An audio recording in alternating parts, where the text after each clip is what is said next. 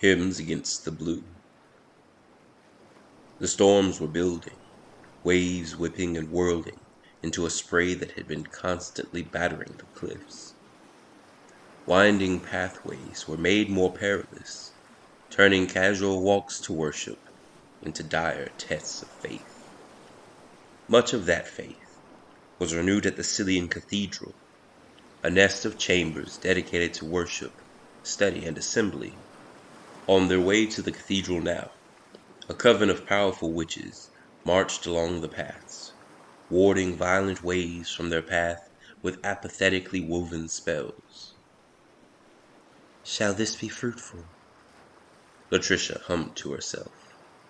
The spray of the ocean filled her nostrils and caused them to flare as the salts invaded her senses. She repeated the question to herself as the need for an answer filled her heart.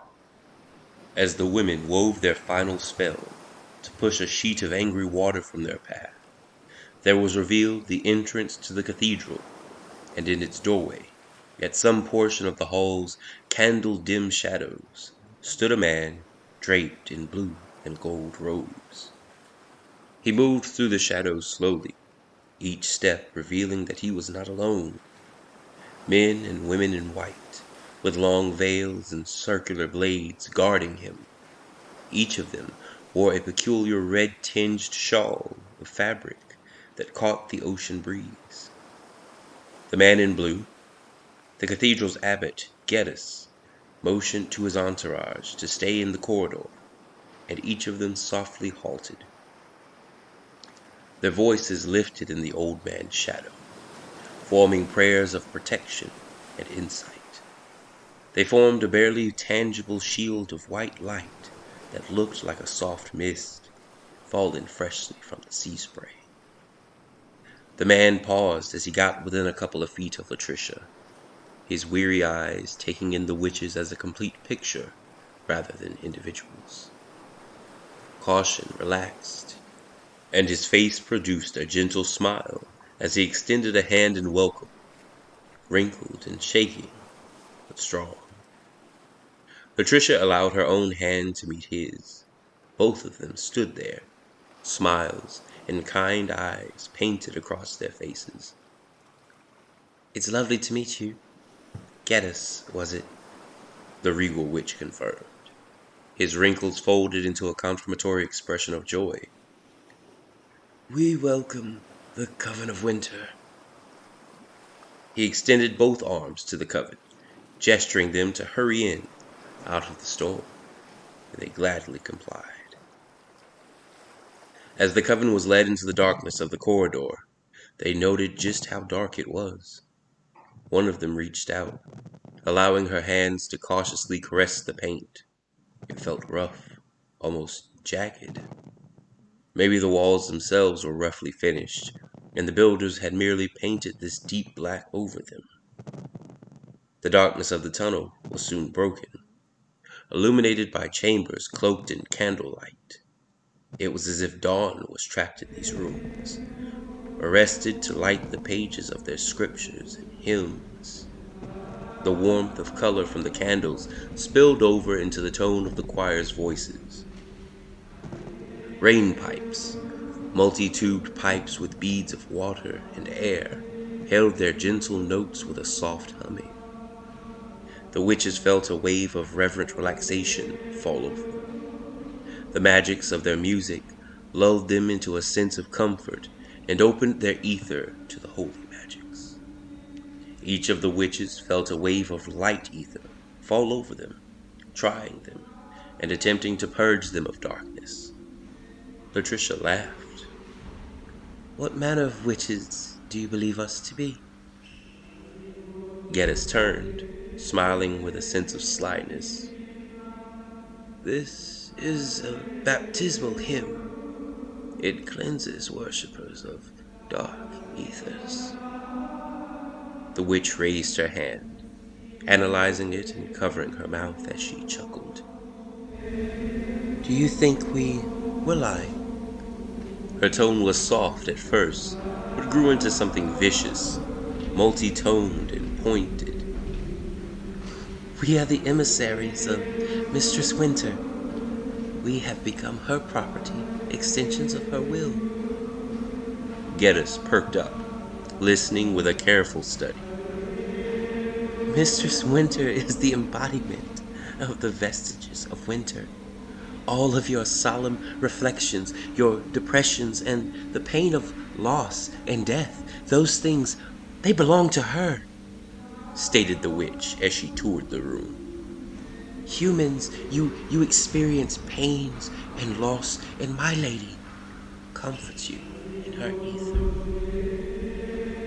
Geddes perked up, raising a finger in a sudden epiphany. You are extensions of Mistress Winter, and she is an avatar of those emotions.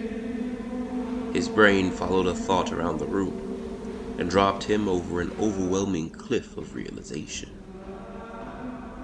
I don't understand, though, your relationship to the hymns and the rebuke I feel. Latricia laughed again, this time softer in a brief burst. She was amused with his childlike curiosities. Everything you experience in life and in death has its roots in good and evil, in the gods of night and day. Therefore, whenever you experience life and feelings, you will either allow light or dark, good or evil, into your soul. Geddes clapped, extending his arms as if to embrace Latricia from afar. So you're telling me that we cannot cleanse your dark ether, because it is actually a part of who we are, and you draw your energies from us indirectly. Latricia nodded and lowered herself to the ground, touching her fingertips to the sigils etched into the stone floor. Soft, dark light began to shine across the etchings, creating sparks of jet-black ether. Those sparks became the feathers of a raven, who spiraled and twisted itself into an old woman who quaked and shook as she stood.